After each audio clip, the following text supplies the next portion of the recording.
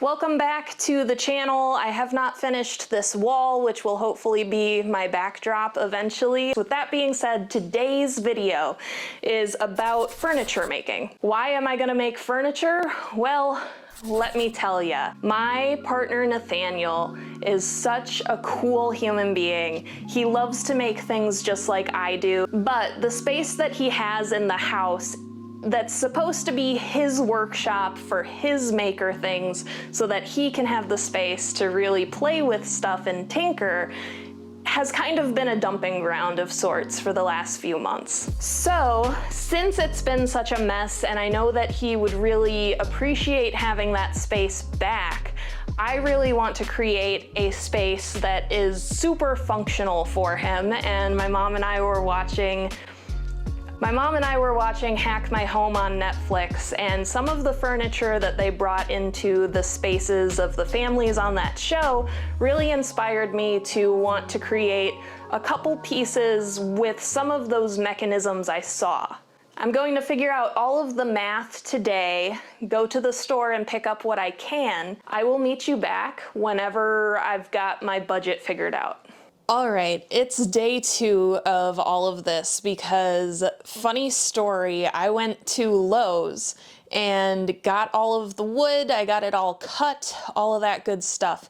And I came home and Nathaniel was already here. I might have looked a little suspicious, but I managed to get all of the wood out of my car and behind our shed outside while he wasn't looking, more or less. With that being said, the surprise element of this I think is going to be tarnished a little bit because it wasn't until I got to the store and I started picking up the wood that I chose for this project that I realized how heavy it was. Anything that we can do in there to make it more functional for him is a win in my book, and I think it'll be a win in his book too. With that being said, today I need to drag all of the wood in here, get it labeled as to which pieces are which, and I'm going to use some sticky notes for that, and then I need to start drilling so that I can start putting things together, because I would really love to have this done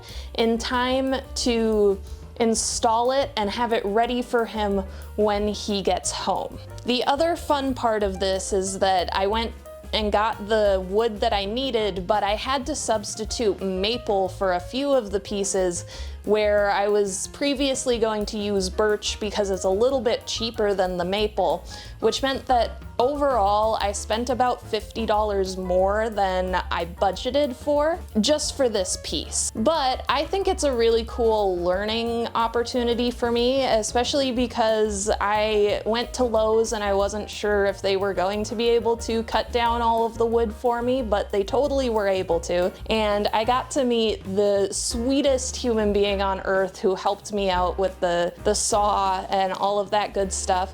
And it also helped to have a second set of eyes on my cuts, because otherwise I was confusing myself and I would have made it work. I would have figured it out if I had to bring all of that wood home and cut it myself. I would much rather have a second set of eyes helping me out for safety reasons, but also because the measure twice, cut once kind of applies doubly when you have 2 people there to have an extra set of eyes to just make sure that everything is set up properly and to question, wait, should we double check that? All right, so you've seen me put together the frame of this cabinet at this point. This is UB from the future, by the way.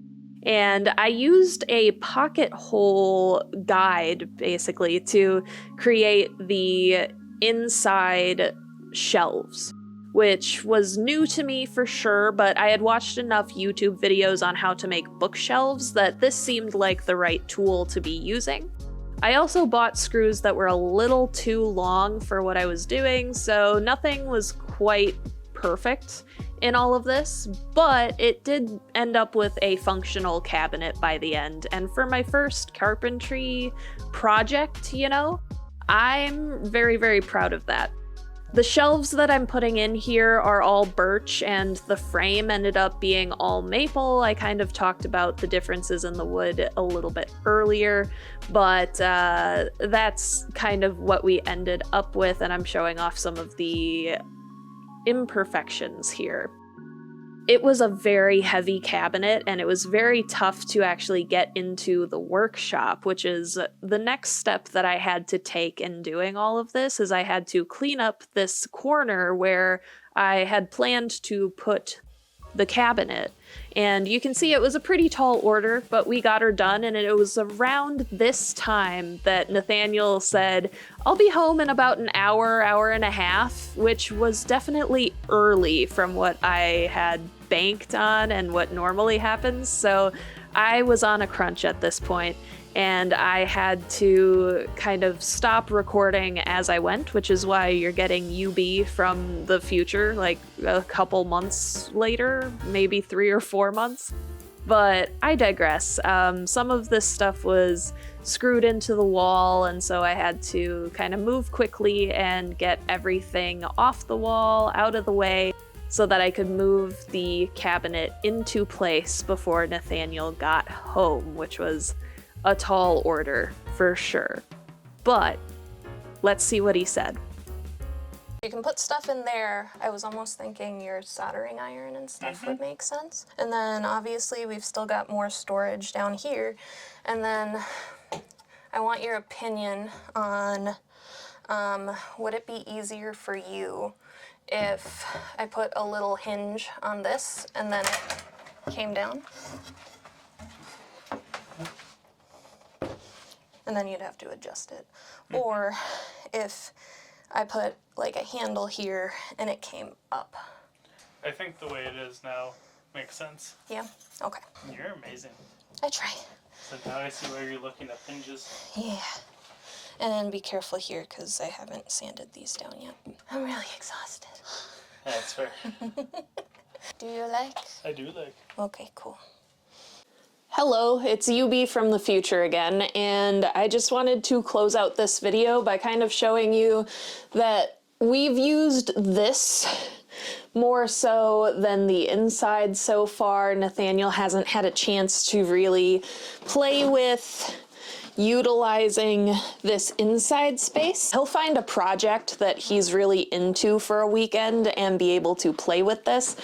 And then we might be able to sort of adjust what we've got going on here, because I'm realizing that it might be a little bulky for what he does. So we might need to do some cutouts here or there or anywhere, but you can see that he spent a little bit of time to set up his little drawers that used to be on the wall and now are inside the cabinet, which is very exciting. I did have to put braces in the corners of the cabinet before I was done with it, because otherwise it was wanting to lean and do weird things. So there is that.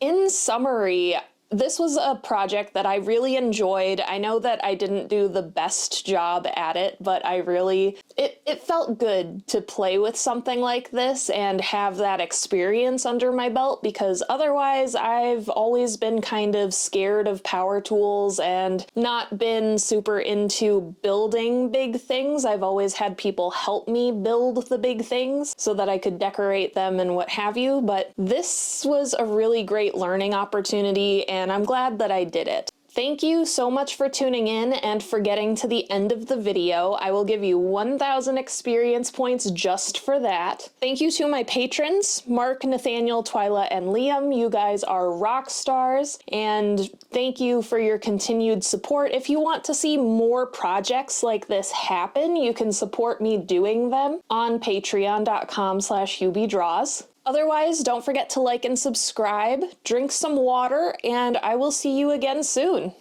Peace.